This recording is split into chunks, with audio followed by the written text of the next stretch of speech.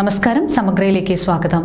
Pariyaram Kannur government medical college ക്യാമ്പസിൽ സിപിഎമ്മിന്റെ നേതൃത്വത്തിൽ സൊസൈറ്റികൾ രൂപീകരിച്ച് വ്യാപക കയ്യേറ്റം നടക്കുന്നതായി ഡിസിസി ജനറൽ സെക്രട്ടറിയും ആശുപത്രി വികസന സമിതി അംഗവുമായ അഡ്വക്കേറ്റ് രാജീവൻ കപ്പച്ചേരി വാർത്താസമ്മേളനത്തിൽ ആരോപിച്ചു. പാങ്കോസ് എന്ന സഹകരണ സ്ഥാപനത്തിന് കേന്ദ്ര നടത്താൻ മുൻ ഭരണസമിതി അംഗീകാരം നൽകിയതിന്റെ അടിസ്ഥാനത്തിൽ ക്യാമ്പസിനകത്തെ പല സ്ഥലങ്ങളിലും കയ്യേറി വിപുലീകരിച്ച് വിവിധ സ്ഥലങ്ങളിൽ കയ്യേറ്റം നടക്കുന്നതായാണ് ആരോപണം. മെഡിക്കൽ കോളേജിൽ ചാരിറ്റി പ്രവർത്തനം നടത്തുന്ന സിപിഎം നിയന്ത്രണത്തിലുള്ള ഒരു സംഘടനയാണ്.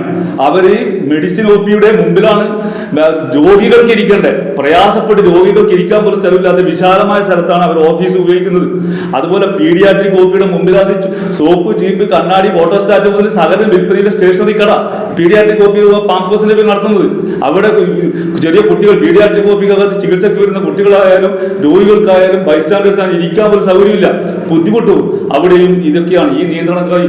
ഇതിനൊക്കെ പരിഹാരം ഉണ്ടാകണമെന്നും ഇത്തരം ആൾക്കാരെയൊക്കെ പുറത്തെന്തെങ്കിലും സംവിധാനമാക്കി കൊടുക്കണമെന്ന് HDSC കമ്മിറ്റി നിരവധി തവണ ആവശ്യപ്പെട്ടതാണ്. പക്ഷേ രാഷ്ട്രീയ സ്വാധീനവും ഭരണ സ്വാധീനവും ഉപയോഗിച്ചു ഇതിനെല്ലാം വിലക്കേർപ്പെടുകയാണ്, അല്ലെങ്കിൽ തടയപ്പെടുകയാണ് എന്നതാണ് യാഥാർത്ഥ്യം. അതുകൊണ്ട് അടിയന്തരമായി മറ്റൊരു കാര്യം നമുക്ക് ആവശ്യപ്പെടാനുള്ളത്, ഈ ബിൽഡിങ്ങിന്റെ പ്രവർത്തനം അത് തടയണമെന്നും അതോടൊപ്പം തന്നെ പരിയാരം മെഡിക്കൽ കോളേജിൽ വാങ്ങിക്കുന്ന മിഷണറികളുടെയും അതുപോലെ തന്നെ ബന്ധപ്പെട്ട ഇവിടുത്തെ നിർമ്മാണ പ്രവർത്തനങ്ങളുടെയും ഇവിടെ നടക്കുന്ന ഇടപാടുകളെ കുറിച്ചൊക്കെ ഒരു വിജിലൻസ് അന്വേഷണം അനിവാര്യമാണ്. ഇവിടുത്തെ ഓരോ കാര്യങ്ങളും വിജിലൻസ് അന്വേഷണം അനിവാര്യമാണ് എന്നാണ് നമുക്ക് പറയാനുള്ളത്.